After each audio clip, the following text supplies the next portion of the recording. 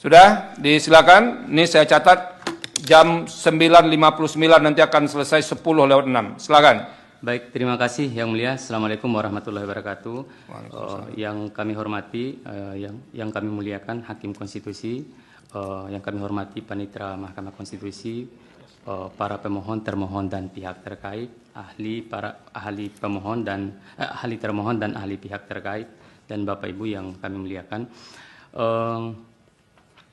Yang pertama adalah terkait dengan dugaan pelanggaran yang dilakukan oleh calon atas nama Naili, karena langsung saja karena singkat waktu. Yang pertama adalah dugaan penggunaan dokumen palsu yang tadi sudah diakui juga oleh Bawaslu sebenarnya, karena SPT itu akhirnya ada dua SPT. SPT yang diinput di silon sebagai dasar penetapan pasangan calon, dan SPT yang diganti sekitar tanggal 8 Mei kalau nggak salah setelah verifikasi. Pertanyaan saya sebenarnya yang sederhana sekali adalah, dari mana sumber atau dokumen SPT yang pertama sebagai dasar penetapan pasangan calon, karena di sini ada dugaan pemalsuan dokumen SPT, ada niat yang utuh dari pihak terkait untuk memalsukan dokumennya. Kalau seandainya tidak ada rekomendasi Bawaslu yang memastikan bahwa dokumen SPT itu tidak benar, maka itu akan menjadi dasar menjadi dasar bagi KPU untuk terus sampai terpilihnya pasangan calon. Karena itu ada niat untuk. Sebentar, itu tadi memang diizinkan di dalam dia. Ya, silakan lanjut. Karena itu terdapat niat untuk tidak jujur menurut saya secara nyata yang dilakukan oleh pihak terkait dengan dokumen SPT-nya. Yang kedua adalah soal penggunaan waktu di luar tahapan yang dilakukan oleh termohon untuk memperbaiki persyaratan pasangan calon.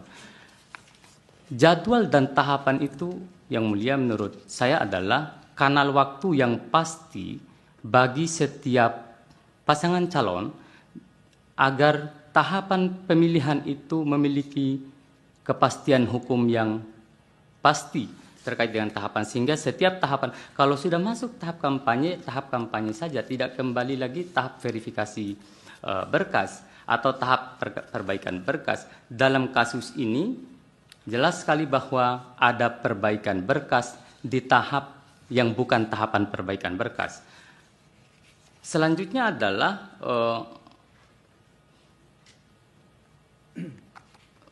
tindakan termohon yang melakukan perbaikan berkas di luar jadwal dan tahapan, menurut saya adalah tindakan yang tidak komitmen atau yang tidak patuh terhadap apa yang sudah mereka tetapkan.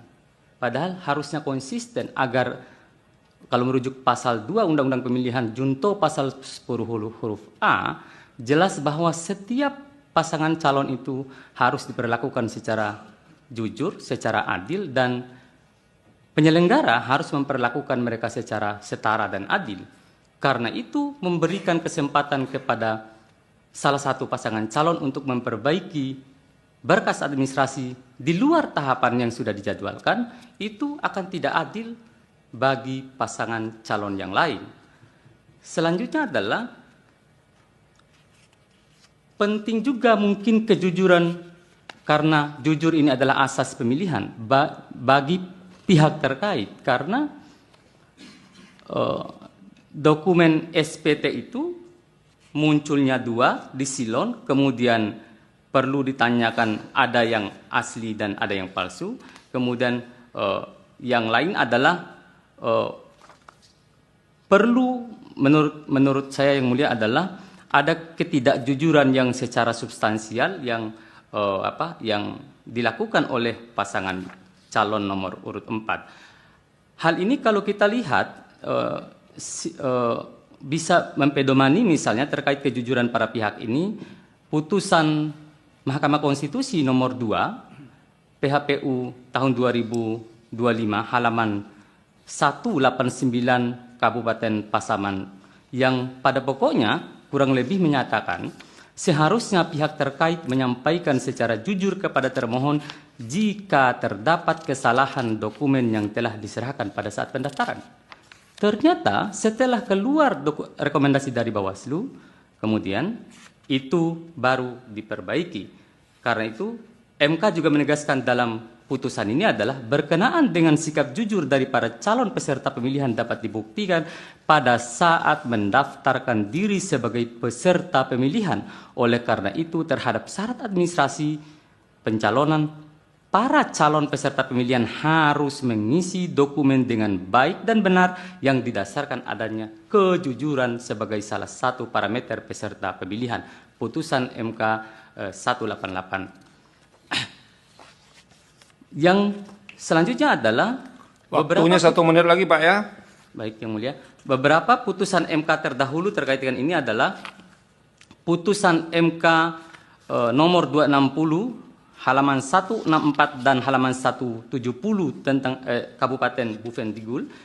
Mahkamah juga berpendapat demikian bahwa pertimbangan hukum Mahkamah berpendapat keterpenuhan syarat calon bupati bukan hanya tentang sudah diserahkannya dokumen, tetapi informasi yang diberikan harus dituangkan atau diterangkan secara valid.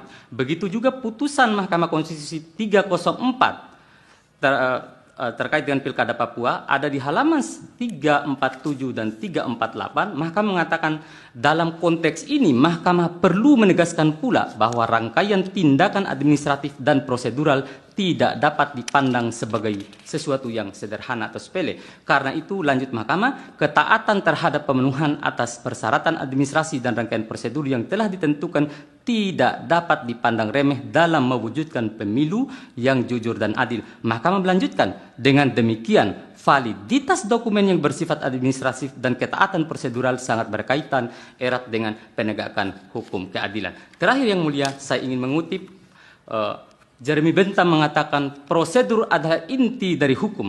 Tanpa prosedur yang tepat, keadilan hanyalah bejana kosong. Ini diambil dari keterangan Ferry Amsari dalam putusan Papua, putusan MK nomor 304.